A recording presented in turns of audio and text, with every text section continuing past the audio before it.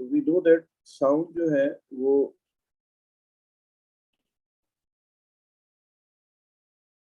Longitudinal waves है, और compression and रेयरफैक्शंस consist कर रही होती हैं। तो अगर हम अपना जूनियर क्लास का कॉन्सेप्ट रिकॉल करें तो इस तरह से कुछ एयर के पार्टिकल्स हम ड्रॉ करते थे।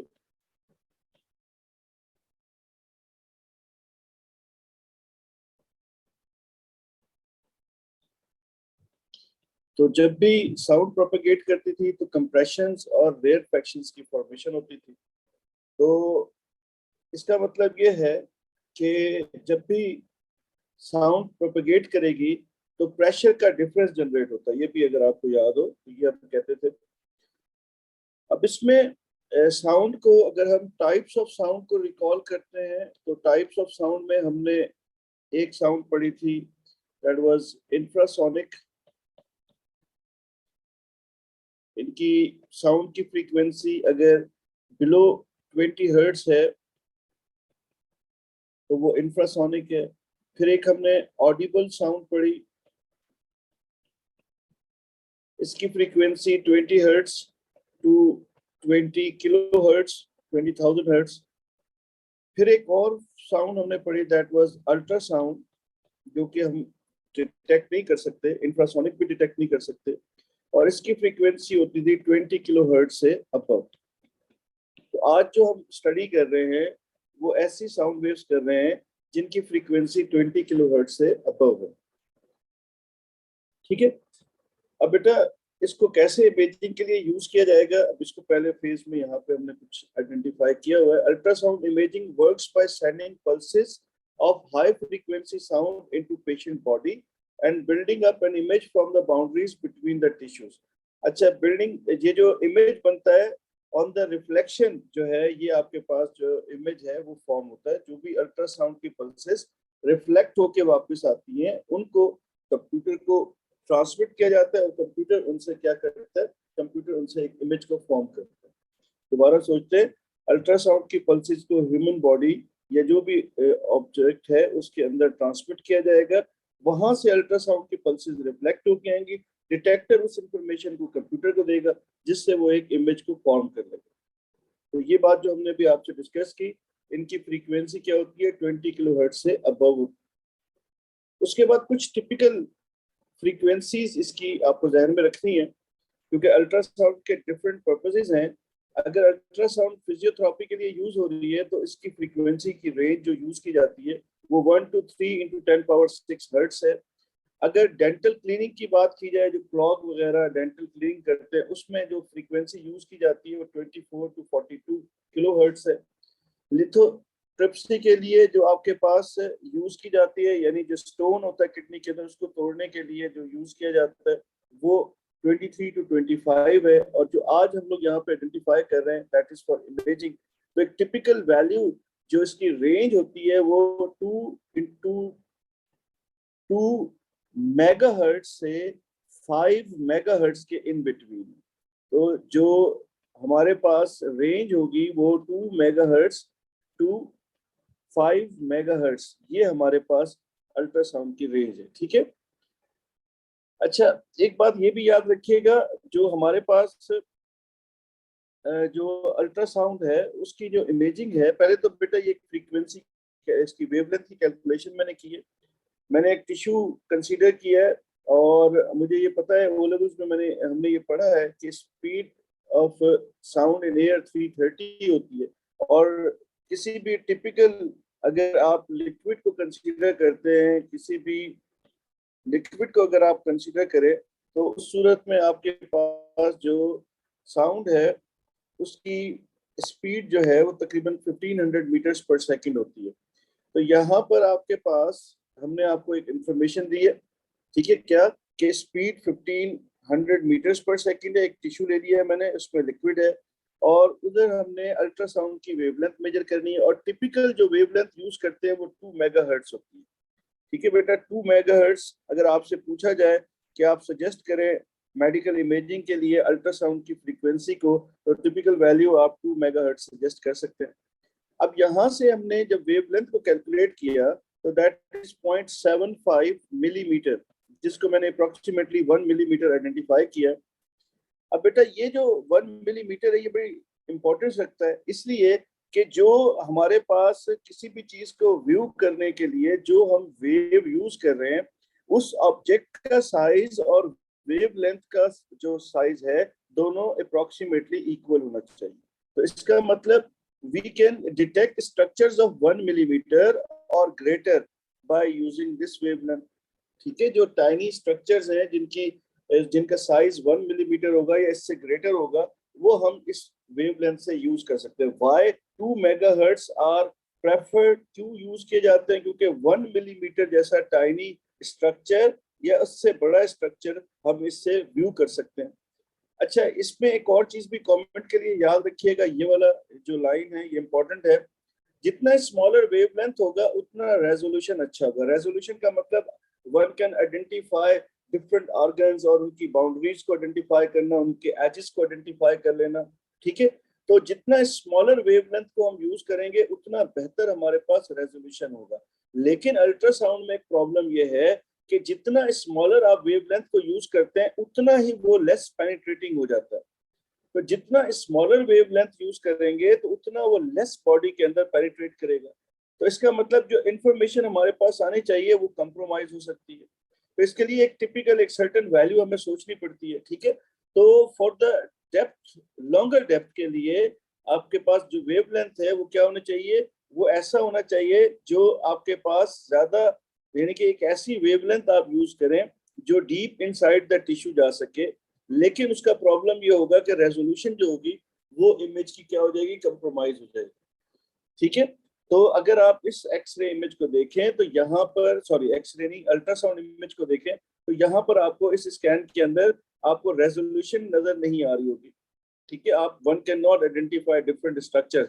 ये एक वॉर्म के अंदर बेबी का पोजीशन आपको नजर आ रहा है, इसमें आपको बेबी के बारे में इंफॉर्मेशन मिल रही है और उसका स्ट्रक्चर आपको नजर नहीं आ रहा उसका। ठीक है, अब ये कैसे बनता है ये लेटर ऑन हम डिस्कस करेंगे, लेकिन मैं यहाँ पे रेजोल्यूशन के बारे में समझाना चाह रहा था। तो जितना हाई रेजोल्यूशन आप चाहते हैं उसके लिए वेवलेंथ को आपको शॉर्टर करना पड़ेगा, लेकिन उसका डिसएडवांटेज ये होगा कि वो ह्यूमन बॉडी के अंदर ज्यादा पेनिट्रेट नहीं कर पाएगा। तो हम क्या करते हैं, हम स्लाइटली लॉन्गर वेवलेंथ को यूज करते हैं और उससे हमारे पास पेनिट्रेटिंग कैपेबिलिटी ज्यादा होती है। तो अब आपको ये बात समझ में आ गई होगी कि वाई 2 मेगाहर्ट्ज, इससे स्मॉलर 2 मेगाहर्ट्ज से स्मॉलर वेवलेंथ को क्यों यूज नहीं किया जाता। वो इसलिए यूज नहीं किया जाता कि उनकी पेनिट्रेटिंग कैपेबिलिटी जो होती है वो कम हो जाती है। तो आई होप अब क्लियर हो गया होगा। 2 to 5 megahertz depending upon nature of the organ, हमने अल्ट्रासाउंड की फ्रीक्वेंसी को डिसाइड करना है। और यहाँ पर हम अल्ट्रासाउंड जो है टिपिकल वैल्यू आपको क्यों सजेस्ट करा रहे हैं 2 मेगाहर्ट्ज इसलिए कि 1 मिलीमीटर साइज का जो ऑर्गन होगा या टिश्यू होगा उसको आप इजीली व्यू कर सकते हैं। ठीक है, और जो इंपॉर्टेंट बात यहाँ पे हमने सिखाने की कोशिश की कि जितना वेवलेंथ आपके पास शॉर्टर होगा उतना पेनिट्रेटिंग कैपेबिलिटी कम होगा लेकिन रेजोल्यूशन बहुत अच्छा होगा। तो लॉन्गर वेवलेंथ, पेनिट्रेशन कैपेबिलिटी ज्यादा, लेकिन रेजोल्यूशन पे कंप्रोमाइज हो जाएगा। ठीक है, मेरा ख्याल है इसमें हमें कोई प्रॉब्लम नहीं है, कोई ऐसा कोई क्वेश्चन नहीं है। तो अब हमारे पास जो है यहाँ पर नेक्स्ट जो हमने यहाँ पे सोचना है वो प्रोडक्शन ऑफ एक्सरे को सोचना है। और प्रोडक्शन ऑफ एक्सरे के लिए हमारे पास एक टर्म हम यहाँ पे यूज करते हैं, दैट इज कॉल्ड ट्रांसड्यूसर। ठीक है, पहले ट्रांसड्यूसर का मतलब समझ लें। ट्रांसड्यूसर एक ऐसी डिवाइस होती है जो एनर्जी को from one form to another form जो है वो कन्वर्ट करता है। यानी आप इसको यूं सोच सकते हैं, एक ऐसी डिवाइस जो इलेक्ट्रिकल से नॉन इलेक्ट्रिकल कन्वर्जन कर सकती है या vice versa, non electrical energy से इलेक्ट्रिकल एनर्जी में कन्वर्जन कर सकती है। वो एक ऐसी डिवाइस जो एनर्जी को एक फॉर्म से दूसरी फॉर्म में कन्वर्ट कर सके, उसको आप ट्रांसड्यूसर का नाम देते हैं। ठीक है, अच्छा अब हमारे पास यहाँ पर ऐसा कौन सा फिनोमिना है जिसकी मदद से हमारे पास जो है ये अल्ट्रासाउंड की पल्सेस जो है वो प्रोड्यूस होंगी, उसको कहा जाता है पाइजो इलेक्ट्रिक इफेक्ट। ठीक है, कौन सा फिनोमिना हम यूज करेंगे, वो पाइजो इलेक्ट्रिक इफेक्ट है। और पाइजो इलेक्ट्रिक इफेक्ट के लिए हम क्वार्ट्ज क्रिस्टल को यूज करते हैं। तो अगर आप ये मैं जूम कर रहा हूँ, अगर यहाँ पर देखें तो ये मैं हाईलाइट कर रहा हूँ यहाँ पर, तो ये जो मैं हाईलाइट कर रहा हूँ पोर्शन, ये क्वार्ट्ज क्रिस्टल है। और ये क्वार्ट्ज क्रिस्टल जो है, इसकी जो साइड्स है यहाँ पर हमने सिल्वर की कोटिंग कर दी है ताकि कनेक्शन कर सकें वायर के। और उसके बाद इस क्वार्ट्ज क्रिस्टल को हमने एक बैटरी के साथ यहाँ पे सप्लाई के साथ कनेक्ट किया हुआ। ठीक है, अब क्वार्ट्ज क्रिस्टल बेसिकली इसके अंदर का स्ट्रक्चर क्या है वो अब हमारे सिलेबस का पार्ट नहीं है, अब हमें उसमें कोई इंटरेस्ट नहीं है, तो इसलिए मैं इसके इनर स्ट्रक्चर की डिटेल्स में अब नहीं जाऊंगा। तो ऑर्थोसिलिकेट वगैरह किसी दौर में हम उसको डिफाइन करते थे, उस पर बात करते थे, अब हमें इसकी जरूरत नहीं है। तो ये क्वार्ट्ज क्रिस्टल है और क्वार्ट्ज क्रिस्टल की कुछ प्रॉपर्टीज हैं वो हम यूज करेंगे। लेकिन ये क्वार्ट्ज क्रिस्टल कैसे यूज किया जाता है, इसकी साइड्स के ऊपर हम क्या करते हैं, सिल्वर की कोटिंग कर देते हैं, इलेक्ट्रोड बनाते हैं और उसको हम बैटरी से कनेक्ट कर देते हैं। अब क्या होता है बेटा, अगर हम इसको क्वार्ट्ज क्रिस्टल को अगर हम यहाँ पर आपके लिए जरा सोचें, यहाँ पर हम डिजाइन कर देते हैं इसको कि ये हमारे पास अगर फर्ज करते हैं ये सिल्वर की कोटिंग है और इसके बीच में ये आपके पास कुछ मॉलिक्यूल्स हैं इसके। ठीक है, अब होता ये है बेटा कि जो इसके ये असल में पोलराइज्ड होता है ना, तो इसका एक एंड ये पॉजिटिव है, ये एंड नेगेटिव है, फिर ये पॉजिटिव, ये नेगेटिव, ये पॉजिटिव, ये negative, positive negative, positive negative, positive negative. ठीक है, ये असल में इनर तौर पे इस तरह से, यानी ये एक अगर मैंने मॉलिक्यूल कंसीडर किया, ये पोलराइज्ड है, ये एक साइड इसकी पॉजिटिव है नेगेटिव है, हो सकता है बेटा ये साइड इसकी पॉजिटिव हो ये नेगेटिव हो, मुझे नहीं मालूम, मैंने तो अज्यूम कर दिया, इसलिए इस पर परेशान नहीं हो। तो ये हमारे पास इस तरह हमारे पास ये कनेक्टेड है। अब हम क्या करते हैं, हम इसको बैटरी से कनेक्ट कर देते हैं और बैटरी से जब मैं कनेक्ट करता हूँ, फर्स्ट करते हैं पॉजिटिव टर्मिनल है और ये नेगेटिव टर्मिनल है। तो ये पॉजिटिव टर्मिनल, यहाँ पर ये पॉजिटिव आयंस नजर आ रहे हैं आपको, पॉजिटिव एंड नजर आ रहा है मॉलिक्यूल्स का। तो ये पॉजिटिव, ये ऊपर वाला इलेक्ट्रोड पॉजिटिव हो गया, ये पॉजिटिव है, पॉजिटिव पॉजिटिव को रिपेल करेगा, तो ये आयन यहाँ से ये फोर्स इन पे लगेगी लाइक इस तरह से। यहाँ पर नीचे वाली प्लेट को, इसको मैं प्लेट 1 कह लेता हूँ, इसको प्लेट 2 कह लेता हूँ। प्लेट 1 पे जो फोर्स लग रही है उसका वेक्टर अगर मैं यहाँ ड्रॉ करूँ तो वो वेक्टर फोर्स का इस तरह से बन रहा है। अब प्लेट 2 को सोचते हैं, प्लेट 2 पे हमारे पास क्या सिनेरियो बन रहा है, तो प्लेट 2 ये नेगेटिव टर्मिनल है और प्लेट 2 भी नेगेटिव हो रही है, तो नेगेटिव नेगेटिव को रिपेल करेंगे तो ये यहाँ से इस पे इस तरह रिपल्सिव फोर्स लगेगी।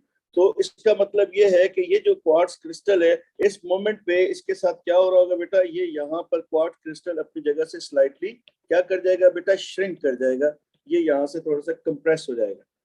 अगर ऐसे ही अगर आप पोलैरिटी को रिवर्स कर दें, अगर आप पोलैरिटी को रिवर्स कर दें, फर्स्ट करते हैं हम यहाँ पर आपके लिए पोलैरिटी को रिवर्स कर लेते हैं, ये हमारे पास प्लेट्स इलेक्ट्रोड आ गए और ये हमारे पास वायर्स आ गई, ये अब नेगेटिव कर दिया, इसको पॉजिटिव कर दिया और ये हमने अपने मॉलिक्यूल्स ड्रॉ किए और ये एंड हमारे पास पॉजिटिव और इसको मैंने यहाँ पे नेगेटिव, ये positive negative positive negative positive negative positive negative. तो अब मैंने ये बैटरी से जब इसको कनेक्ट किया तो ये एंड पॉजिटिव हो गया, ये this was plate 2, this was plate 1, तो प्लेट 2 पॉजिटिव हो गई, ये नेगेटिव को क्या करेगी, अट्रैक्ट करेगी, तो इस पे ये इस तरह से फोर्स लगेगी, प्लेट 2 जो है मॉलिक्यूल्स पे डाउनवर्ड इस तरह से फोर्स लगाएगी और प्लेट 1 जो है दैट बिकम्स नेगेटिव, तो ये पॉजिटिव आयंस को अपनी तरफ अट्रैक्ट करेगी। अब इस पे जो फोर्स लग रही है वो इस तरह की लग रही है जिसको मैंने इस वक्त हाईलाइट किया है, तो अब ये क्या करेगा, ये यहाँ से एक्सपेंड कर जाएगा। तो इसका मतलब ये हुआ कि जैसे ही हम क्वार्ट्ज क्रिस्टल को किसी इलेक्ट्रिक फील्ड के साथ यानी किसी बैटरी के साथ कनेक्ट करते हैं, तो अगर वो क्या करता है, वो कंप्रेस करेगा या वो क्या करेगा, एक्सटेंड करेगा, तो कंप्रेशन और एक्सपेंशन जो है वो टेक प्लेस करेंगे। अब इस बात को सोचते हुए हमने बैटरी को, इसको क्वार्ट्ज क्रिस्टल को किससे कनेक्ट कर दिया, सिग्नल जनरेटर के साथ कनेक्ट कर दिया। सिग्नल जनरेटर के साथ मैंने इसलिए कनेक्ट किया है कि जो भी फ्रीक्वेंसी मुझे अल्टरनेटिंग वोल्टेज की या अल्टरनेटिंग करंट की रिक्वायर्ड होगी वो मैं सिग्नल जनरेटर की मदद से सेटल कर सकता हूँ। ठीक है, तो यहाँ पर मैंने एक सिग्नल जनरेटर लगा दिया है और सिग्नल जनरेटर जो है वो मुझे क्या प्रोवाइड कर सकता है, वो मुझे प्रोवाइड कर सकता है डिजायर्ड, जो भी मेरे पास डिजायर्ड वोल्टेज फ्रीक्वेंसी, फर्ज करते हैं मुझे 2 मेगाहर्ट्ज की फ्रीक्वेंसी चाहिए, तो मैंने क्या करना है, सिग्नल जनरेटर पे 2 मेगाहर्ट्ज की फ्रीक्वेंसी सेट करनी है और उस फ्रीक्वेंसी से मैंने इसको इस क्वार्ट्ज क्रिस्टल पे इलेक्ट्रिक फील्ड को अप्लाई करना है। अब बेटा जिस फ्रीक्वेंसी से हम यहाँ पर इलेक्ट्रिक फील्ड को क्या करेंगे बेटा, चेंज करेंगे, ये पॉजिटिव है, ये नेगेटिव है, फिर ये थोड़ी देर बाद नेगेटिव होगा, पॉजिटिव होगा। मेरे ख्याल से मेरी ये बात सबको क्लियर होगी है, क्योंकि मैं ऑल्टरनेटिंग करंट सप्लाई कर रहा हूँ, ऑल्टरनेटिंग वोल्टेज सप्लाई कर रहा हूँ। तो अगर ये साइकिल ए से बी अगर पॉजिटिव है, बी से सी साइकिल जो है हमारे पास ये नेगेटिव है और ये पॉजिटिव साइकिल है, तो जब पॉजिटिव साइकिल है तो ये एंड फर्स्ट करते हैं पॉजिटिव है, ये एंड नेगेटिव है, और जब ये नेगेटिव साइकिल आता है तो ये पॉजिटिव हो जाता है ये एंड, और ये एंड नेगेटिव हो जाता है। अब इसकी वजह से क्या होगा बेटा, ये जो क्वार्ट्ज क्रिस्टल है ये कंप्रेस और एक्सपेंड करेगा, तो कंटिन्यूसली ये क्या करेगा, वाइब्रेट करेगा। अब कितनी फ्रीक्वेंसी से वाइब्रेट करेगा, जितनी फ्रीक्वेंसी की हमने यहाँ पे सोर्स कनेक्ट की हुई है उतनी ही फ्रीक्वेंसी के साथ ये यहाँ पे वाइब्रेट करेगा।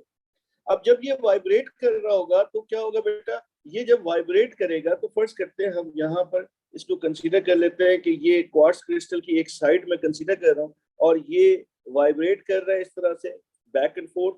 तो इससे जो एयर के पार्टिकल्स यहाँ पे हैं, उन एयर के पार्टिकल्स में क्या प्रोड्यूस हो रही होगी बेटा, कंप्रेशंस और रेयर फ्रैक्शंस जनरेट हुई होंगी। इसका मतलब इन वाइब्रेशन से, क्वार्ट्ज क्रिस्टल की वाइब्रेशन से हम क्या जनरेट कर रहे हैं, हम कंप्रेशंस और रेयर फ्रैक्शन जनरेट कर रहे हैं। और we know that the series of compression and rarefactions are the sound waves. तो ये हमारे पास क्या जनरेट कर रहा है, ये साउंड वेव जनरेट कर रहा है। ये जो यहाँ पर क्वार्ट्ज क्रिस्टल मैंने कंसीडर किया है, इसकी वाइब्रेट करने की फ्रीक्वेंसी अप्रोक्सीमेटली मैंने 2 मेगाहर्ट्ज कंसीडर की हुई है। तो इस वक्त जो यहाँ पर साउंड वेव प्रोपेगेट कर रही है उसकी फ्रीक्वेंसी भी 2 मेगाहर्ट्ज होगी। आई होप ये बात क्लियर होगी। हम प्रोडक्शन ऑफ अल्ट्रासाउंड पल्सेस कैसे करते हैं, तो इसको अगर हम दोबारा से सोचें तो हमारे पास क्या होता है बेटा, एक क्वार्ट्ज क्रिस्टल होता है, उस क्वार्ट्ज क्रिस्टल के ऊपर हम सिल्वर कोटिंग कर देते हैं, उस क्वार्ट्ज क्रिस्टल को हम सिग्नल जनरेटर के साथ कनेक्ट कर देते हैं, सिग्नल जनरेटर के ऊपर डिजायर्ड फ्रीक्वेंसी को हम सेट करते हैं, उसको स्विच ऑन करते हैं। जैसे हम उसको स्विच ऑन करेंगे तो क्वार्ट्ज क्रिस्टल क्या करेगा, वाइब्रेट करना शुरू कर देगा, और जिस फ्रीक्वेंसी को हमने सेट किया, फॉर एग्जांपल जैसे मैंने 2 मेगाहर्ट्ज को सेट किया, उसी फ्रीक्वेंसी की साथ क्या जनरेट होंगी, पल्सेस जनरेट होंगी, सीरीज कंप्रेशन और रेयर फ्रैक्शन जनरेट होंगी, यानी साउंड की पल्सेस जनरेट होंगी। और इनकी फ्रीक्वेंसी की रेंज देखें, ये 2 मेगाहर्ट्ज यानी 20 किलोहर्ट्ज से अबव है, तो ये अल्ट्रासाउंड जनरेट हो रही है आपके पास। तो मेरे ख्याल से ये मेरी बात क्लियर हो गई है सबको। इसमें कोई क्वेरी हो तो मुझे व्हाट्सएप कर दीजिएगा, कोई मसला हो तो बता दीजिएगा मुझे, ठीक है। तो एक्सक्यूज मी, तो बेटा ये हमारे पास जो है इस तरह से अल्ट्रासाउंड की पल्सेस जो है ये जनरेट हो रही हैं, और ये अल्ट्रासाउंड की पल्सेस जो है ये क्वार्ट्ज क्रिस्टल की मदद से, पाइजो इलेक्ट्रिक इफेक्ट की मदद से हम जनरेट कर रहे हैं, ठीक है। अब इसको अगर हम इसमें एक और बात पे सोचने की जरूरत है। अब बेटा जिस फ्रीक्वेंसी को ये यहाँ पर सिग्नल जनरेटर पे जो मैंने फ्रीक्वेंसी सेट की, जैसे मैंने यहाँ पर एग्जांपल ली हुई है कि ये 2 मेगाहर्ट्ज है, ठीक है, तो ये सिग्नल जनरेटर की मैंने फ्रीक्वेंसी 2 मेगाहर्ट्ज ली हुई। तो ये जो सिग्नल जनरेटर की फ्रीक्वेंसी होगी इसको क्या कहेंगे, इसको ड्राइविंग फ्रीक्वेंसी कहेंगे, ठीक है, जिस फ्रीक्वेंसी से ये ऑसिलेटर को ड्राइव करेगी।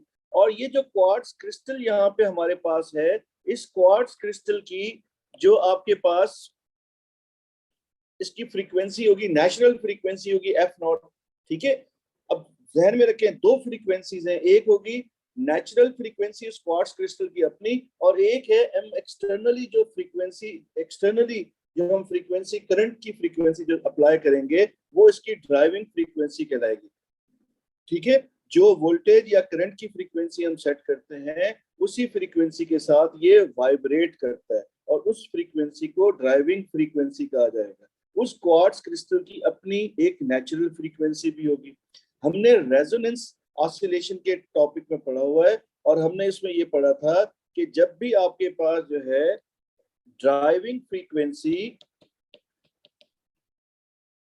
और नेचुरल फ्रीक्वेंसी एक दूसरे के इक्वल हो जाते हैं, मैच हो जाती है, उस वक्त वो सिस्टम क्या करता है, रेजोनेट करता है।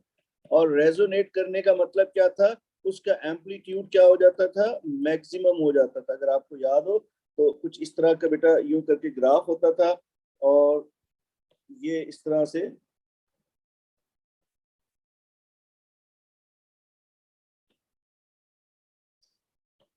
यहाँ पर आपके पास ये इसकी रेजोनेटिंग फ्रीक्वेंसी आ जाती थी, और ये एम्पलीट्यूड होता था। तो इसका मतलब ये है कि हमारे पास रेजोनेट कराना ही क्यों मकसद है। रेजोनेट कराने का रीजन ये है कि we know that when the crystal will oscillate, जब क्रिस्टल ऑसिलेट करेगा, रेजोनेट करेगा, ठीक है, उस वक्त उसका एम्पलीट्यूड क्या होगा बेटा, उसका एम्पलीट्यूड ये मैक्सिमम होगा। जब एम्पलीट्यूड मैक्सिमम होगा तो उसकी इंटेंसिटी भी मैक्सिमम होगी, दोनों डायरेक्ट प्रोपोर्शनल है। And we know that intensity is direct proportional with frequency square. तो जब आपके पास इंटेंसिटी मैक्सिमम होगी तो फ्रीक्वेंसी भी मैक्सिमम होगी, हाई फ्रीक्वेंसी होगी। अब इस हाई फ्रीक्वेंसी का हमें क्या फायदा होगा, इस हाई फ्रीक्वेंसी का हमें ये फायदा होगा कि हमारे पास due to this large intensity ultrasound travels in the form of beam. ये स्कैटर नहीं करेगी, ये स्ट्रेट लाइन में मूव करेगी, इसकी स्कैटरिंग बहुत कम होगी। ठीक है, रीजन समझ में आया कि मैं हाई इंटेंसिटी की तरफ क्यों जा रहा हूं, ताकि अल्ट्रासाउंड की जो पल्सेस हैं वो एक बीम की फॉर्म में ट्रैवल कर सके। ठीक है, उनका स्कैटरिंग जो है वो हमारे पास कम से कम हो। अब इसको रेजोनेट कैसे कराना है, रेजोनेट कराने के लिए यहाँ पर ये थ्योरम आपने ध्यान में रखना है, क्रिस्टल का जो साइज हो, ठीक है, जो भी वेवलेंथ आपके पास होगी उस वेवलेंथ का हाफ आपने, जो भी, जैसे 2 मेगाहर्ट्ज है, यहाँ पे मैं 2 मेगाहर्ट्ज पे मैंने वेवलेंथ कैलकुलेट की थी, दैट वाज अप्रोक्सीमेटली 1 मिलीमीटर। अभी हमने अप्रोक्सीमेटली 1 मिलीमीटर है। तो अगर मैं चाहता हूँ कि 2 मेगाहर्ट्ज की मेरे पास जो है फ्रीक्वेंसी, अप्रोक्सीमेट 2 मेगाहर्ट्ज की फ्रीक्वेंसी का पल्सेस जनरेट हो, तो जो मैं ये क्रिस्टल यूज करूंगा ताकि वो रेजोनेट कर सके, उसका साइज क्या होगा, वो साइज अप्रोक्सीमेटली 0.5 मिलीमीटर होगा, वेवलेंथ का हाफ। तो मैं 0.5 मिलीमीटर का साइज का क्रिस्टल यूज करूंगा, और जैसे ही मैं उस पर अप्रोक्सीमेट 2 मेगाहर्ट्ज, क्योंकि मेरे पास 0.75 थी, मैंने राउंड ऑफ करके 1 मिलीमीटर किया होता, that is why I am using approximate word. तो 2 मेगाहर्ट्ज की मुझे अप्रोक्सीमेट जब फ्रीक्वेंसी चाहिए, तो मैं 0.5 मिलीमीटर का क्रिस्टल यूज करूंगा, उस पर वो क्रिस्टल रेजोनेट करेगा। जब वो क्रिस्टल रेजोनेट करेगा तो उस वक्त उसका एम्पलीट्यूड मैक्सिमम होगा। जब एम्पलीट्यूड मैक्सिमम होगा तो मैक्सिमम इंटेंसिटी की पल्सेस वो जनरेट करेगा, और उसकी वजह से हमारे पास अल्ट्रासाउंड की पल्सेस की स्कैटरिंग कम से कम होगी, वो इन द फॉर्म ऑफ बीम जो है, जैसे लाइट की एक बीम ट्रेवल करती हुई जाती है कॉन्सेंट्रेटेड, इसी तरह से वो कॉन्सेंट्रेटेड बीम की फॉर्म में ट्रेवल करती हुई जा रही होगी। ठीक है, तो मेरा ख्याल है ये बात भी क्लियर है, हमें कोई इसमें ऐसे हमें कोई प्रॉब्लम नहीं है। ठीक है, ये हमारे पास जो है इस तरह से हमारे पास अल्ट्रासाउंड का क्या कहते हैं इसको, इंटेंसिटी मैक्सिमम होना, रेजोनेट कराना क्यों इंपॉर्टेंट होता है, साइज ऑफ द क्रिस्टल मैंने सिखा दिया है कैसे कैलकुलेट किया जाएगा। ठीक है बेटा, ये इसकी बेसिक, ये क्या आ गई, ये प्रोडक्शन आ गई। अब डिटेक्शन की बात करते हैं बेटा। ठीक है, अब जरा इस बात को समझते हैं। तो अच्छा, जो जो प्रोड्यूस कर रहा है वो डिटेक्ट भी करेगा, ये भी बड़ी इंटरेस्टिंग बात है। ठीक है, अब वो मैं आपको समझाऊंगा, लेकिन पहले थोड़ा सा इसको गो थ्रू कर लेते हैं। A piezoelectric crystal is the one that changes shape when alternating voltage is applied to it. यहाँ तक अभी मैंने आपको समझाने की कोशिश की है, ये वाली एक सिंगल लाइन जो अभी तक जितनी भी डिस्कशन की है। फ्रीक्वेंसी ऑफ एसी वोल्टेज जो होती है वो अप्रोक्सीमेटली 2 मेगाहर्ट्ज है, जो मैं आपको बता रहा था, which means pulses of 2 megahertz are produced। जिस फ्रीक्वेंसी का आपने एसी अप्लाई करना है उसी फ्रीक्वेंसी की आपके पास अल्ट्रासाउंड की पल्सेस जनरेट होंगी। These pulses are then incident on the boundary। In pulses को आप ह्यूमन बॉडी की बाउंड्रीज के ऊपर इंसिडेंट करा देते हैं। अब क्या होता है बेटा, ultrasound pulses are reflected from various boundaries and are detected by the same crystal. अब बेटा ये ह्यूमन बॉडी के अंदर जाती हैं अल्ट्रासाउंड की पल्सेस, और अल्ट्रासाउंड की पल्सेस ह्यूमन बॉडी के अंदर जाकर वहां से क्या कर रही होती हैं बेटा, रिफ्लेक्ट करके वापस आ रही होती है। ठीक है, तो रिफ्लेक्ट हो रही होती है डिफरेंट बाउंड्रीज से, और रिफ्लेक्ट होकर दोबारा कहाँ आती है, उसी उसी क्रिस्टल के ऊपर आकर क्या करती है बेटा, उसको आके स्ट्राइक करती है। अगर आप इस डायग्राम पे फोकस करें तो यहाँ पर आपको नजर आएगा कि हमने जब यहाँ पे वोल्टेज अप्लाई की थी तो फॉर एग्जांपल सपोज दैट ये यूं स्क्वीज कर रहा था, ये श्रिंक कर रहा था, तो ऐसे इमेजिन करें कि ये कोई बाउंड्री है, यहाँ से अल्ट्रासाउंड की पल्सेस रिफ्लेक्ट होके आ रही हैं। द मोमेंट वो इसको आकर स्ट्राइक करेंगी तो वो क्या करेंगी, इसको इसको कंप्रेस करेंगी, और जैसे ही वो इसको कंप्रेस करेंगी तो इसके अंदर एक ईएमएफ इंड्यूस हो जाएगी। ठीक है, क्या होगा बेटा, जैसे ही एक्सटर्नली स्ट्रेस इसके अंदर प्रोड्यूस होगा, यानी आप इसको यूं सोचें, आपके पास ये क्वार्ट्ज क्रिस्टल है, इस क्वार्ट्ज क्रिस्टल को जैसे ही आप क्या करते हैं, हाथ से यूं स्क्वीज करें तो इसके अंदर एक ईएमएफ जनरेट हो जाएगी। ये मैं बिल्कुल ऐसी बात कर रहा हूँ बेटा, जो हम रिस्ट वॉच पहनते हैं क्वार्ट्ज क्रिस्टल वाली, ऐसे रिस्ट वॉच हम लोग यूज करते हैं, जिनको अगर हम अपने हाथ से उतार के रखते हैं तो वो स्टॉप कर जाती हैं, लेकिन जैसे हम पहनते हैं तो वो दोबारा अपना काम स्टार्ट कर देती है, यानी निडल उसकी मूव करना शुरू कर देती है। तो वो होता है इस तरह से कि जैसे ही हमारी पल्स जो होती है उससे क्वार्ट्ज क्रिस्टल के ऊपर प्रेशर अप्लाई होता है, इस तरह से प्रेशर अप्लाई होगा, उस प्रेशर अप्लाई होने की वजह से उस क्वार्ट्ज क्रिस्टल के अंदर एक ईएमएफ इंड्यूस हो जाएगी। वो जो ईएमएफ इंड्यूस होगी, वो ईएमएफ इंड्यूस जो है वो यूज करती है वो रिस्ट वॉच की मशीन उस निडल्स को ड्राइव करने के लिए, rather than using a cell, वो इस तरह से क्वार्ट्ज क्रिस्टल की इस प्रॉपर्टी को यूज कर रहे होते हैं। बिल्कुल यही चीज यहाँ पे हम सिखा रहे हैं आपको। अल्ट्रासाउंड की पल्सेस जब बेटा रिफ्लेक्ट होके वापस आ रही हैं तो ये यहाँ पे स्क्वीज हो रहा है, और जब ये यहाँ पे स्क्वीज हो रहा है तो अगर हम यहाँ पर एक वोल्ट मीटर कनेक्ट कर दें तो वोल्ट मीटर के हमें सर्टेन वोल्टेज की वैल्यू मिलेगी। बिल्कुल ऐसे ही अगर हम इसको यूं स्ट्रेच करें, ठीक है, बाहर की तरफ खींचे, तो इसके अंदर वोल्ट मीटर लगा दें तो अपोजिट डायरेक्शन में हमें क्या मिलेगी, एक वोल्टेज मिलेगी। तो यहाँ पर जो मेन पॉइंट है वो किस बात पे, कि जब आपने ऑल्टरनेटिंग सप्लाई को अप्लाई किया, ठीक है, उस वक्त आपके पास अल्ट्रासाउंड की पल्सेस जनरेट हुई क्वार्ट्ज क्रिस्टल से। अब वही क्वार्ट्ज क्रिस्टल से जनरेटेड पल्सेस जब रिफ्लेक्ट होकर वापस आती हैं, उसी क्वार्ट्ज क्रिस्टल के ऊपर फॉल करेंगी, तो उसकी वजह से क्या होगी बेटा, उस क्वार्ट्ज क्रिस्टल पे स्ट्रेस अप्लाई होगी, यानी कंप्रेस होगा और वो स्ट्रेच होगा। उस कंप्रेशन और स्ट्रेचिंग की वजह से उस क्वार्ट्ज क्रिस्टल के अंदर एक ईएमएफ इंड्यूस हो जाएगी, and that EMF induced is then transfer to amplifier. वो जो उससे ईएमएफ इंड्यूस होगा वो एम्पलीफायर को बेटा दिया जाता है, एम्पलीफायर उसको एम्पलीफाई करता है, और उसके बाद वो जो पल्सेस की इंफॉर्मेशन होती है वो कंप्यूटर के पास जाती है, और कंप्यूटर उससे एक स्कैन को डिजाइन कर देता है। This is how the detection is done. तो दोबारा से अगर आप सारे फिनोमिना को सोचें तो आपके पास पाइजो इलेक्ट्रिक क्रिस्टल है, और वो पाइजो इलेक्ट्रिक क्रिस्टल जो है उस पर जब आप ऑल्टरनेटिंग वोल्टेज अप्लाई करते हैं तो वो अपने शेप को चेंज करता है, यानी वाइब्रेट करता है। जिस फ्रीक्वेंसी की आप ऑल्टरनेटिंग वोल्टेज अप्लाई करते हैं उसी फ्रीक्वेंसी के साथ वो वाइब्रेट करता है, और उसी फ्रीक्वेंसी की हमारे पास अल्ट्रासाउंड की पल्सेस जनरेट होती हैं। वो अल्ट्रासाउंड की पल्सेस जब ह्यूमन बॉडी के ऊपर इंसिडेंट होती हैं तो डिफरेंट बाउंड्रीज हैं ह्यूमन बॉडी के अंदर, हर टिश्यू के अंदर डिफरेंट डेंसिटीज के टिश्यूज हमारे पास हैं, डेंसिटीज डिफरेंट हो रही हैं, तो वहां से अल्ट्रासाउंड की पल्सेस जो है वो रिफ्लेक्ट बैक हो रही हैं, टकरा के वापस आती हैं। जब वो टकरा कर दोबारा उसी अल्ट्रासाउंड जिसने प्रोड्यूस किया क्रिस्टल उसके ऊपर आकर फॉल करती हैं, तो उसके अंदर उसके ऊपर स्ट्रेस अप्लाई करती हैं, उस अप्लाइड स्ट्रेस की वजह से उस क्वार्ट्ज क्रिस्टल के अंदर एक ईएमएफ इंड्यूस हो जाती है। वो जो ईएमएफ इंड्यूस होती है वो एम्पलीफायर को दी जाती है, एम्पलीफायर उसको एम्पलीफाई करके उसकी इंफॉर्मेशन को कंप्यूटर को सप्लाई करता है, और कंप्यूटर उससे हमें एक स्कैन को डिजाइन करके देता है, स्केच करके देता है। तो मेरा ख्याल है ये कंप्लीट प्रोसीजर इसका डिटेक्शन का और प्रोडक्शन का हमें यहाँ पे क्लियर हो चुका है, हम इसे देख चुके हैं, ठीक है, इसमें कोई प्रॉब्लम नहीं है।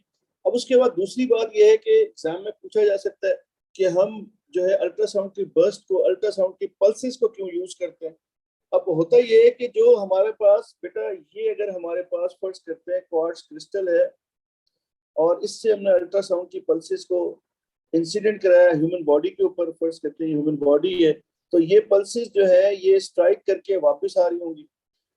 तो अब अगर हम यहाँ पर कंटिन्यूसली अल्ट्रासाउंड की वेव्स को, कंटिन्यूस अल्ट्रासाउंड की वेव्स को इंसिडेंट कराएं, तो इंसिडेंट और रिफ्लेक्टेड वेव्स एक दूसरे को ओवरलैप कर देंगी, जिसकी वजह से जो इंफॉर्मेशन होगी, जो स्कैन होगा, वो हमारे पास ड्रॉ नहीं होगा उस स्कैन के, यानी कि इंफॉर्मेशन हमारी कंप्रोमाइज हो जाएगी, यूं कह रहे हैं।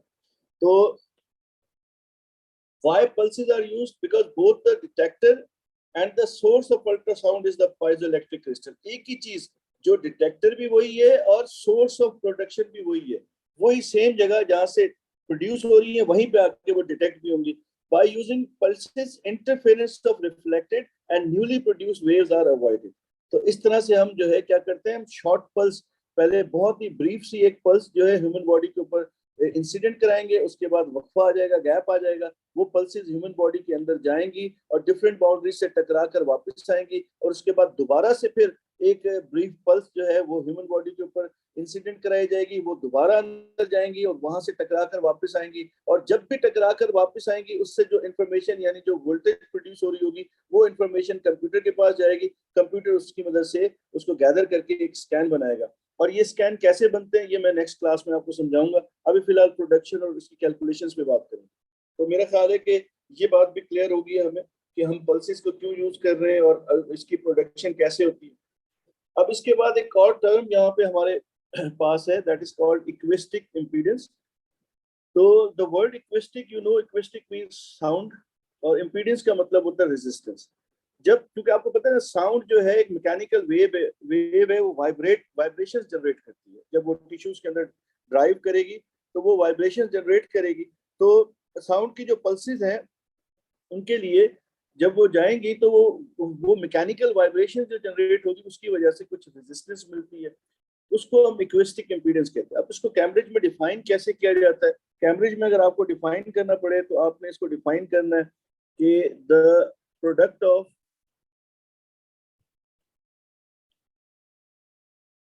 डेंसिटी ऑफ टिश्यू या medium and speed of ultrasound in that medium।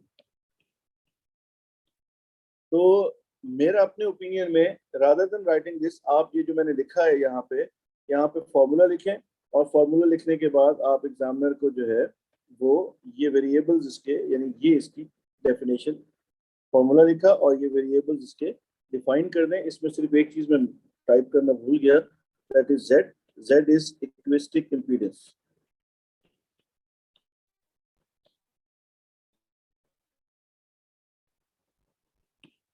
ठीक है, Z जो है वो acoustic impedance है। उसके बाद दूसरी एक टर्म है, that is called reflected intensity coefficient, alpha. इसको अल्फा से डिनोट किया जाता है। अब ये जो अल्फा है ना बेटा, ये जो बाउंड्रीज, क्योंकि टिश्यूज के दरमियान डेंसिटीज चेंज हो रही होंगी, तो हर जगह जहाँ पे डेंसिटी चेंज होगी तो वो एक बाउंड्री बन जाएगी। तो ये आपके पास यहाँ पर देखें, मैं हाईलाइट कर रहा हूँ इस वक्त, ये आपके पास एक बाउंड्री है, ठीक है। इस बाउंड्री पे ये टिश्यू है और ये बोन है, बोन और टिश्यू की ये बाउंड्री है, और इन दोनों के लिए, क्योंकि दोनों के मीडियम डिफरेंट है, तो इन दोनों का इक्विस्टिक इंपीडेंस डिफरेंट होगा। एक का बोन का इक्विस्टिक इंपीडेंस Z2 है और टिश्यू का Z1 है। ये याद रखिएगा, जिस मीडियम में वेव इंसिडेंट होती है, ठीक है, उसका आपने Z1 कंसीडर करना है, और जिसके अंदर वो दूसरा ट्रांसमिट हो रही होगी, ठीक है, बाउंड्री के दूसरी तरफ जो होगा वो आपका Z2 होगा। ये याद रखिएगा, अक्सर बच्चे कंफ्यूज होते हैं Z1 कौन सा है, Z2 कौन सा है। तो जिस पे इंसिडेंट होगी वो Z1 है। अब ये जो बाउंड्री बेटा यहाँ पे हम आपको बता रहे हैं कि ये जो बाउंड्री है, ये बाउंड्री बेसिकली इसकी प्रॉपर्टी कौन सी चीज डिफाइन करती है, इसकी प्रॉपर्टी ये अल्फा डिफाइन करता है। अब इसका मतलब भी मैं भी समझाता हूँ, पहले इसका फॉर्मूला देख लेते हैं। इसको अगर आपको डिफाइन करना पड़े तो alpha is IR upon I, या Z2 minus Z1 square upon whole square upon Z2 plus Z1 whole square. ये इसका जो है क्या कहलाता है, ये अल्फा कहलाता है। अच्छा, अल्फा जो है याद रखिएगा, अल्फा ये बताएगा कि ये बाउंड्री जो है, इस बाउंड्री से कितनी अल्ट्रासाउंड की पल्सेस रिफ्लेक्ट बैक कर रही है, ठीक है, कितनी अल्ट्रासाउंड की पल्सेस जो है रिफ्लेक्ट बैक कर रही है। जैसे यहाँ पर अगर आप एक एग्जांपल देखें तो यहाँ से 100 अल्फा साउंड की, फर्ज करते हैं इंटेंसिटी 100 है, और यहाँ से रिफ्लेक्ट होके ये 20 वापस जा रही है, यानी 80 जो है 80% यहाँ पे अंदर चला गया, 20% यहाँ से रिफ्लेक्ट कर रहा है। तो अगर आप अल्फा की वैल्यू को सोचें तो अल्फा की वैल्यू क्या होगी बेटा, 20% का मतलब क्या है, 0.2, यानी IR upon I is equal to alpha. Alpha की वैल्यू कितने लिए, 0.2, तो IR रिफ्लेक्टेड इंटेंसिटी क्या होगी बेटा, 20% ऑफ द इंसिडेंट इंटेंसिटी। यही समझा रहा हूँ ना मैं आपको, यहाँ से 100 आई, उसमें से 20% रिफ्लेक्ट कर गई, यानी इंसिडेंट इंटेंसिटी का 20% जो है रिफ्लेक्ट कर रहा है। तो अल्फा क्या बताता है, अल्फा बताता है जो आपके पास इंटेंसिटी इंसिडेंट है बाउंड्री से कितनी रिफ्लेक्ट कर रही है, ये रिफ्लेक्शन के बारे में बताएगा। और अल्फा किस पे डिपेंड करता है, मिसमैच पे डिपेंड करता है, यानी दो बाउंड्रीज के दरमियान जितना इक्विस्टिक इंपीडेंस का डिफरेंस ज्यादा होगा उतना आपके पास जो है रिफ्लेक्टेड इंटेंसिटी जो है वो ज्यादा होगी, याद रखिएगा। यानी I R is direct proportional with delta Z. जितना ज्यादा इनके दरमियान जेड के दरमियान डिफरेंस होगा उतना ज्यादा आपके पास जो है क्या होगा बेटा, रिफ्लेक्टेड इंटेंसिटी जो है वो ज्यादा होगी। ये बात ध्यान में रखें। तो अल्फा क्या चीज है, अल्फा आपको ये बताएगा किसी भी पर्टिकुलर बाउंड्री से अल्ट्रासाउंड की पल्सेस टकराकर कितनी वापस आ रही। ये मैं इसकी इसलिए इंपॉर्टेंस है क्योंकि जो हमारा स्कैन बनता है वो रिफ्लेक्टेड पल्सेस के ऊपर बनता है। देखें एक्सरेज में हम ट्रांसमिट कराते थे, दूसरे एंड पे ऊपर सोचते थे, यहाँ पर जिस एंड से इंसिडेंट होती है उसी एंड से बाहर भी आएंगी। ठीक है, जिस पोर्शन पे आपने प्रोब को रखा होगा अल्ट्रासाउंड के लिए वहीं पे इंसिडेंट हुई और उसी जगह पे वो डिटेक्ट हो रही है। तो इसलिए रिफ्लेक्टेड पल्सेस जो है उनकी इंपॉर्टेंस होगी। और इसके लिए जो आपके पास कोफिशिएंट है वो अल्फा जो है उसको अल्फा से डिनोट किया जा रहा है इसके कोफिशिएंट को, और वो जो है इंटेंसिटी रिफ्लेक्शन कोफिशिएंट है। ठीक है, और इसका फॉर्मूला ये है, ये यूजुअली हमें एग्जाम में बता देता है वो, और अदरवाइज आपको याद भी होना चाहिए, इससे प्रैक्टिस में आपको वैसे याद हो जाएगा। अब यहाँ पर इस डायग्राम को देखते हैं।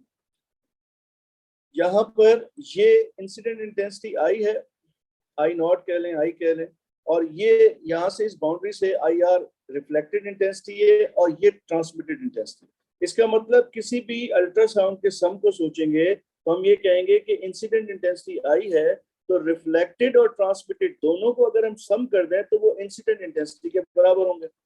ये बात आई होप याद रहेगी। ठीक है, तो ये आपके पास जो है यहाँ से आपके पास कैलकुलेशन जो होगी वो इसी के ऊपर बेस्ड होगी।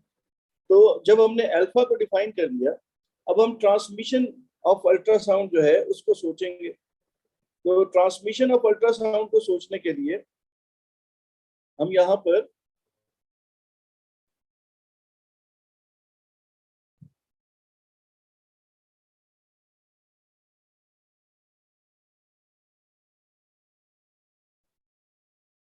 एक मिनट,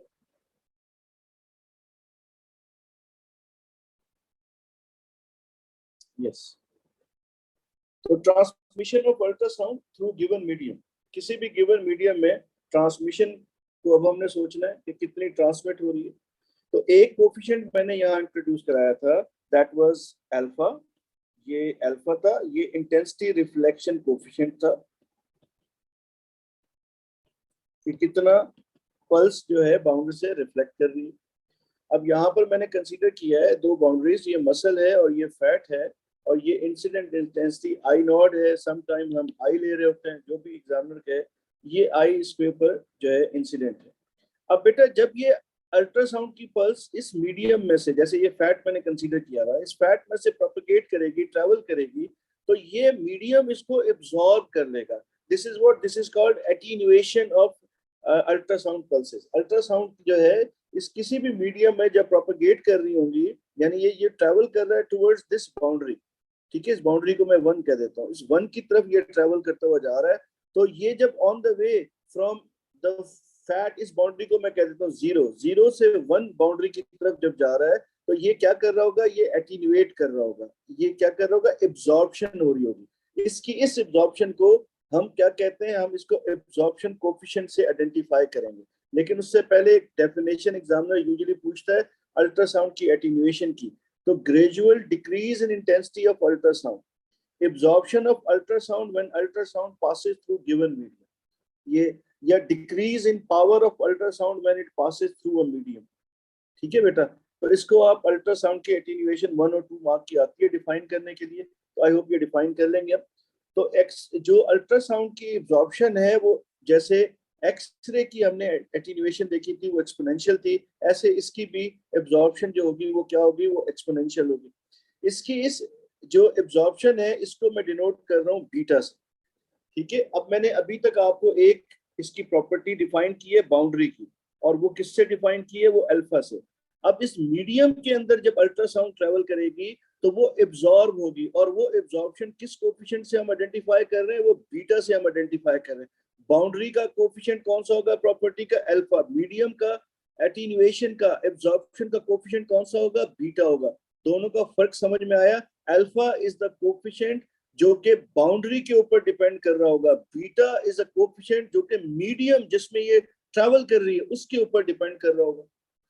ठीक है, तो बेटा इसकी जो एब्जॉर्प्शन कोफिशिएंट बीटा है, इसकी इक्वेशन क्या बनती है? इसकी इक्वेशन बनती है beta is equals to I T upon I naught. तो ये मैंने यहाँ पर एक एग्जांपल दी है।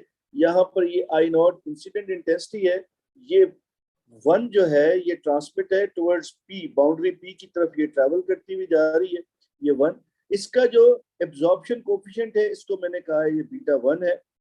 और बीटा की इक्वेशन किसके इक्वल होती है? बीटा की इक्वेशन होती है बेटा आई T upon I not, I transmitted. ठीक है, आई ट्रांसमिटेड कहाँ पे होती है बेटा? ये मैं यहाँ पे आइडेंटिफाई कर दूं। आई ट्रांसमिटेड यहाँ पर जो अल्ट्रासाउंड की इंटेंसिटी है पी बाउंड्री पे, ये आई ट्रांसमिटेड है। और जो यहाँ पे इंसिडेंट है ओवर हियर, जो इंसिडेंट है दैट इज आई नॉट, और जो यहाँ पे ट्रांसमिटेड है दैट इज आई टी। ठीक है, तो ये इंसिडेंट और ये ट्रांसमिटेड इंटेंसिटी के दरमियान जो आपके पास रिलेशन आ रहा है, यानी ड्यूरिंग दिस जो ये एब्जॉर्ब होती हुई आ रही है, उसको हमने बीटा से डिनोट किया है। और वो बीटा किसके इक्वल होता है? E raise to power minus mu x के। ठीक है, कुछ किताबों में इसको बिल्कुल इस तरह से लिखा जाता है कि I is equal to I naught e minus mu x, लेकिन मैंने इसको बीटा की फॉर्म में लिख दिया है। Beta is the absorption coefficient which is I T upon I not. Alpha was the reflection coefficient that was IR upon I naught। ठीक है, तो ये आपके पास किसके इक्वल है? e raised to power minus mu x। Mu क्या चीज है बेटा? Mu is the linear attenuation coefficient. Mu क्या चीज है? म्यू हो गया या k हो गया, ये एक ही चीज है। ये क्या चीज है बेटा? ये लीनियर एटीन्यूएशन कोफिशिएंट, ये मीडियम की property in terms of attenuation absorption बताएंगे। तो अब बेटा एक इसके सम कैसे सॉल्व करते हैं, अब ये तरह समझ लें। अब हमें जो है यूजुअली एग्जाम के अंदर वो जो पूछता है हमसे एग्जामिनर, वो हमें क्या कहता है? वो हमें कहता है कि आप जो है हमें कैलकुलेट करके दें। क्या कैलकुलेट करके दें? वो हमें ये कहता है कि I received upon incident intensity, इसकी रेशियो फाइंड करके दें। तो अगर आप यहाँ पर देखें तो ये इंसिडेंट इंटेंसिटी आई नॉट है और ये रिसीव्ड इंटेंसिटी आई रिसीव्ड को मैंने आई से डिनोट कर दिया। तो इसका मतलब I received upon I not. अमूमन ये हमें कैलकुलेशंस करनी होती हैं। अब ये कैसे की जाती हैं ये जरा समझें इस बात को। सबसे पहले तो आपने पाथ वन देखना। अल्ट्रासाउंड की पल्स जो है ये ट्रेवल करती हुई बाउंड्री पी की तरफ जा रही है, तो इस बाउंड्री के अंदर इसका एटीन्यूएशन कितना हो रहा है? वो एब्जॉर्प्शन कोफिशिएंट बीटा वन बन रहा है। और बीटा वन किसके इक्वल होगा? बीटा वन ये आप देखें, मैं हाईलाइट कर रहा हूँ, ये I T upon I naught e raise to power minus mu x. ठीक है, इसी तरह से ये यहाँ से रिफ्लेक्ट होके वापस आएगी। अब ऑन द वे जब रिफ्लेक्ट होके आ रही है फिर दोबारा ये एटीन्यूएट करेगी, एब्जॉर्ब होगी। अब इसका वापसी के सफर का जो एटीन्यूएशन का कोफिशिएंट, एब्जॉर्प्शन का कोफिशिएंट बनेगा वो बीटा टू है। बीटा टू अगेन किसके इक्वल होगा? आई T upon I naught e minus mu x. ठीक है, अब बेटा इसकी इक्वेशन कैसे बनती है वो समझें। फॉर द सेम मीडियम, जैसे मैंने यहाँ पे शो किया है, ये एक ही मीडियम में रिफ्लेक्ट होके आ रही है। ठीक है, जरूरी नहीं होता, ये हो सकता है डिफरेंट मीडियम हो, लेकिन इस पर्टिकुलर सिनेरियो के अंदर ये एक ही मीडियम के अंदर रिफ्लेक्ट होके आ रही है। इसका मतलब है कि बीटा वन और बीटा टू दोनों बीटा के इक्वल हैं। पहली बात तो ये हो गई। अब मुझे फाइंड क्या करना है? मुझे फाइंड करना है I received upon I naught. तो आई रिसीव्ड जो है वो मैंने आई से डिनोट की हुई है। यहाँ पर देखें, आई रिसीव्ड को मैंने आई से डिनोट किया हुआ है। तो आई रिसीव्ड इज आई और incident intensity is I naught, यानी I need I upon I naught. अब ये किसके इक्वल होगा? अब जरा समझें इस बात को। यहाँ से ये एटीन्यूएट करते करते यहाँ पर जो इंटेंसिटी पहुंची वो आई टी है। इस बाउंड्री से कुछ अल्ट्रासाउंड की पल्स ट्रांसमिट हो जाएगी और कुछ रिफ्लेक्ट करेगी, और जो रिफ्लेक्ट करेगी तो वो वापसी पे एटीन्यूएट करती हुई यहाँ पहुंचेगी। ठीक है, तो इसको कैसे सॉल्व किया जाता है? यहाँ से जाते हुए आपके पास बीटा, ठीक है, एब्जॉर्प्शन हुई बीटा वन, और यहाँ से रिफ्लेक्ट हुई यानी अल्फा, और यहाँ से वापसी आई बीटा टू। तो ये अगर आप सोचें इसको तो आपकी जो इक्वेशन बनेगी वो alpha into beta one into beta two, ये इसकी इक्वेशन बनेगी। ठीक है, तो इसका मतलब ये है, इसको अगर मैं नंबर से समझाने की कोशिश करूं तो फर्ज करते हैं यहाँ पर हमारे पास अल्ट्रासाउंड 100 है, और यहाँ से 100 से करते करते यहाँ पर जब पहुंची अल्ट्रासाउंड तो ये हो गई 50। ठीक है, और इस 50 में से फर्ज करते हैं बेटा यहाँ पर जो है चली गई आपके पास 90%, यानी आप ये समझ लें 45, और 5% जो है रिफ्लेक्ट कर गई, यानी आपके पास ये 10% जो है, सॉरी नॉट 5, 10% रिफ्लेक्ट कर गई, दैट इज 5। ठीक है, अब ये जो 5 रिफ्लेक्ट कर रही है तो ये 5 वापस आते हुए एटीन्यूएट करेगी ना, इस 5 की जो रिफ्लेक्टेड है उसकी जो एटीन्यूएशन है वो बीटा 2 होगी। मेरी बात क्लियर होगी है? यहाँ पर 100 थी, 100 से एटीन्यूएट करते करते फर्ज करते हैं ये यहाँ पे 50 हो गई। अब 50 में से कुछ यहाँ पे ट्रांसमिट हो गई और कुछ यहाँ पे रिफ्लेक्ट करेगी। अब कितनी रिफ्लेक्ट करेगी ये अल्फा बताएगा। अब वो जो अल्फा बताएगा वो अल्फा जितनी भी रिफ्लेक्ट हुई उस रिफ्लेक्टेड को अब वो क्या करेगा, एटीन्यूएट करेगा। कितने टाइम्स एटीन्यूएट करेगा, बीटा 2 टाइम्स एटीन्यूएट करेगा। तो अब आपके पास जो इक्वेशन बनेगी वो आपके पास क्या बनेगी, वो आपके पास इक्वेशन बनेगी alpha into beta 1 into beta 2। और क्योंकि यहाँ पे मीडियम मैंने सेम रखा हुआ है इसलिए मैंने यहाँ पे अल्फा इंटू बीटा स्क्वायर कर दिया। बीटा 1 की जगह बीटा, बीटा 2 की जगह बीटा, तो ये अल्फा इंटू बीटा स्क्वायर हो गया। यानी I received is equal to alpha times beta square into I naught. मेरा ख्याल है ये मेरी बात क्लियर होगी है, किसी को कोई प्रॉब्लम नहीं है? ठीक है भाई, ये एक ट्रिकी पार्ट था इसका, ये सबको क्लियर हो गया है मेरा ख्याल है। ठीक है, कोई क्वेरी नहीं है, इसका मतलब सबको समझ आ गई बात थी। अब यहाँ से एक क्वेश्चन हम सॉल्व कर रहे हैं और इस क्वेश्चन से हम जो है इसको देखते हैं। तो ये क्वेश्चन कुछ इस तरह से है कि data for acoustic impedance and absorption attenuation coefficient of muscle and bone are given in 11.1। तो ये हमारे पास इसने डाटा दिया हुआ है acoustic impedance का, और ये इसने डाटा दिया हुआ है हमें किसका दिया हुआ है, ये absorption coefficient का दिया। ठीक है, the intensity reflection coefficient is given by the expression Z2 minus Z1 square, Z2 plus Z1 square. The attenuation of ultrasound in muscle follows a similar relation to the attenuation in X-ray in matter. A parallel beam of ultrasound of intensity I enters the surface of the layer of muscle of thickness 4.1। यहाँ से ultrasound की pulse जो है यहाँ से enter हो रही है और ये यूं ट्रांसमिट हो रही है मसल के अंदर। ठीक है, और इसकी इसने बाउंड्री की थिकनेस दी हमें 4.1। The ultrasound is reflected at muscle bone boundary। ये बेटा अल्ट्रासाउंड की पल्स जो है वो कह रहा है मसल और बोन की बाउंड्री पे रिफ्लेक्ट हो रही है। ये मसल और बोन की बाउंड्री है, यहाँ से कुछ रिफ्लेक्ट हो रही है and returns to the surface of muscle. Muscle की सरफेस पे वापस रिटर्न हो रही है। ये इंसिडेंट है आई नॉट और ये वापस रिसीव्ड आ गई। ठीक है, the intensity reflection coefficient at muscle bone boundary. इस मसल बोन बाउंड्री का इंटेंसिटी रिफ्लेक्शन कोफिशिएंट हमने फाइंड करना है। अब इस कोफिशिएंट के लिए मैंने यहाँ पे असल में थोड़ा सा इसके डाटा को मैंने यहाँ से इसको कट कर लिया था, तो ये इसलिए कि टाइम बच जाएगा। अब इक्वेशन हमारे पास गिवन है, ये इक्वेशन है हमारे पास।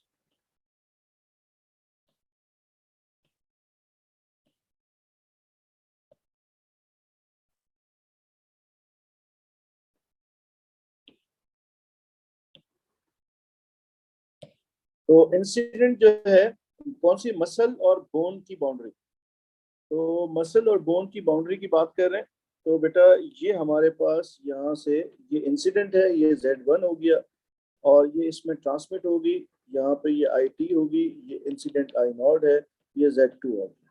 ठीक है, तो मसल जो है वो Z1 हो गया और बोन जो है वो Z2 हो गया।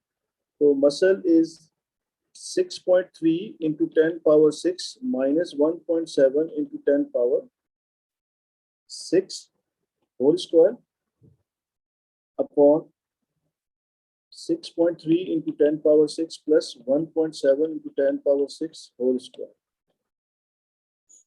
ये प्लीज कोई कैलकुलेट करके मुझे व्हाट्सएप करें आंसर, अल्फा की वैल्यू फाइंड करें।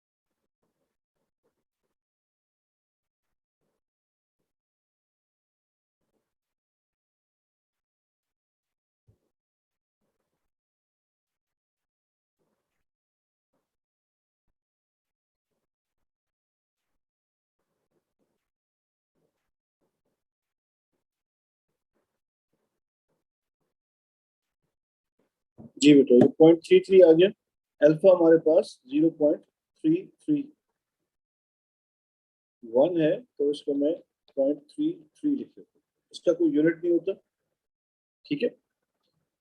तो ये हमारे पास आ गया अल्फा की वैल्यू। उसके बाद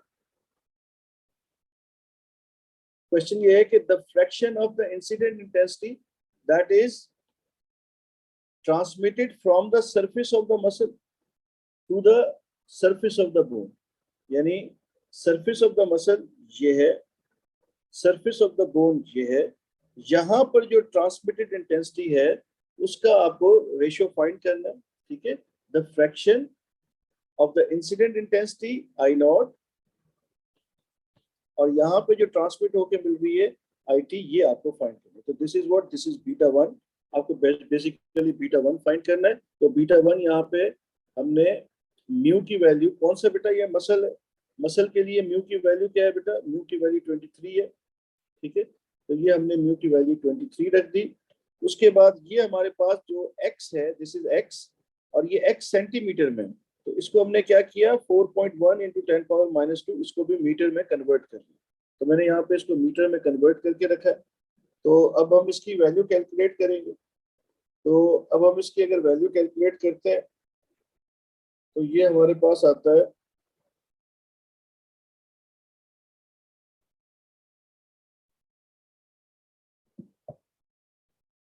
0.389 मीन्स 0.39, तो ये आ गया 0.39, ये फ्रैक्शन हमारे पास 0.39 आ गया। उसके बाद एग्जामिनर कह रहे हैं the intensity in terms of I that is received back at the surface of the muscle, surface of the muscle, यहाँ पर जो इंटेंसिटी रिसीव्ड बैक की जा रही है उसकी इंसिडेंट इंटेंसिटी के साथ रेशो, यानी I received upon I not, आपको ये फाइंड करना है। और ये मैंने अभी आपको इक्वेशन बना के दी थी, ये होता है alpha times beta into beta two. तो अल्फा आपने शुरू में फाइंड किया था, दैट वाज 0.33, अल्फा के लिए 0.33 आ गया, बीटा 1 0.39 है, बीटा 2 भी आपके पास 0.39 होगा, ठीक है, इनटू आई इंसिडेंट इंटेंसिटी। तो इसको आप सॉल्व करेंगे तो ये बनेगा 0.33 इंटू 0.39 इंटू 0.39, तो दिस इज 0.050, ये आपके पास जो है इंटेंसिटी आ गई इसकी, ठीक है। तो ये मैंने एक सम सॉल्व किया है, इसके साथ एक चीज और यहाँ पे रह गई है, तो उसकी भी कैलकुलेशन यहाँ पे करने की जरूरत है।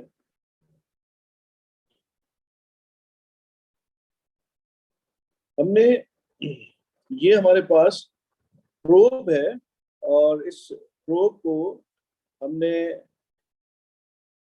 ह्यूमन स्किन और एयर, जब भी प्रोब रखते हैं तो एयर और स्किन का मीडियम बनता है, ठीक है। अल्ट्रासाउंड की जो प्रोब है उसको इस बाउंड्री के ऊपर हमने प्लेस किया, ये बाउंड्री है, ये स्किन है ह्यूमन की, इसके बीच में यहाँ पे एयर आ रही है, तो एयर और स्किन का मीडियम बन रहा है।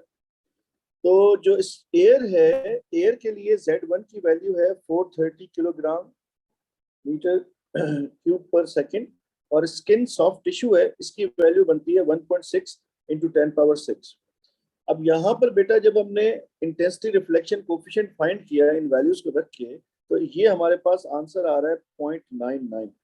इसका मतलब अगर हम इसको देखें तो alpha is I R upon I, यानी आई आर किसके इक्वल होगा, आई को हमने यहाँ शिफ्ट कर दिया, अल्फा इंटू आई, अल्फा की वैल्यू यहाँ से हमने फाइंड की है, दैट इज 0.99, तो ये 0.99 आई है, यानी इसको परसेंट बनाए तो 99% ऑफ आई, यानी अगर हमारे पास यहाँ पे एयर और स्किन होगी उस वक्त जो रिफ्लेक्ट करेगी अल्ट्रासाउंड वो इंसिडेंट का 99%, टेक्निकली 99.9%, ये 99.9% जो है रिफ्लेक्ट बैक कर जाएगा। तो ह्यूमन बॉडी के अंदर तो टेक्निकली अल्ट्रासाउंड जो पल्स है वो प्रोपेगेट ही बहुत माइन्यूट क्वांटिटी में करेगा। अगर आप ह्यूमन स्किन के ऊपर डायरेक्ट प्रोब को रख दें तो इस वजह से क्या होगा, 99% जो इंसिडेंट इंटेंसिटी है वो क्या हो जाएगी, वो रिफ्लेक्ट बैक कर देगी। और यही बात मैंने आपको अभी सिखाई थी कि जितना दो, देखो ये Z1 और Z2 का डिफरेंस देखो कितना बड़ा डिफरेंस है, ये 1.6 मेगा में है और ये 430 है, तो इन दोनों के दरमियान जितना लार्ज डिस्टेंस होगा, डिफरेंस होगा, नॉट डिस्टेंस, जितना डिफरेंस ज्यादा होगा उतना ग्रेटर वैल्यू अल्फा की होगी, और जितनी ग्रेटर वैल्यू अल्फा की होगी उतनी रिफ्लेक्शन ज्यादा होगी। तो ये याद रखें कि जैसे ही ह्यूमन स्किन के ऊपर आप प्रोब को डायरेक्ट प्लेस करेंगे तो आपके पास क्या होगा, आपके पास अल्ट्रासाउंड टेक्निकली प्रोपिगेट करेगी नहीं, बहुत कम क्वांटिटी में अंदर जाएगी। अब इस चीज को, प्रॉब्लम को कैसे ओवरकम किया जाता है?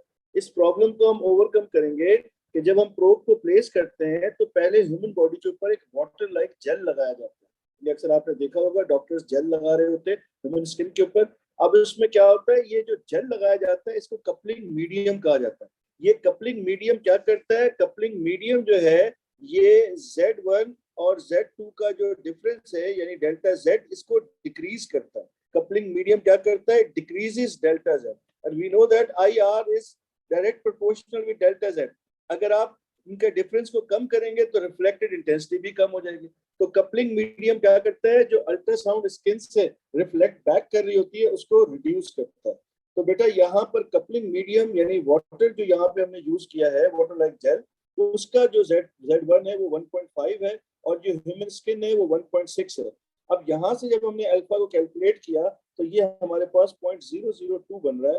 तो ये अप्रोक्सीमेटली 0.2% जो है वो हमारे पास रिफ्लेक्ट करेगा, 99.8% ह्यूमन बॉडी के अंदर ट्रांसमिट हो जाएगा। तो जो ह्यूमन बॉडी के अंदर ट्रांसमिट हो रहा है वो 99.8, यानी एक अच्छे अल्ट्रासाउंड के लिए ह्यूमन स्किन से जितनी ज्यादा अल्ट्रासाउंड ह्यूमन बॉडी के अंदर जाएगी उतना अच्छा स्कैन आएगा। तो दैट इज व्हाई हम लोग कपलिंग मीडियम को यूज करते हैं। तो why coupling medium is use? Coupling medium इसलिए यूज किया जाता है कि जो इक्विस्टिक इंपीडेंस का डिफरेंस है, Z2 और Z1 का जो डिफरेंस है उसको डिक्रीज किया जा सके, और जितना ये डिफरेंस डिक्रीज करेगा उतना रिफ्लेक्टेड इंटेंसिटी जो है हमारे पास क्या हो जाएगी? रिफ्लेक्टेड इंटेंसिटी हमारे पास कम हो जाएगी।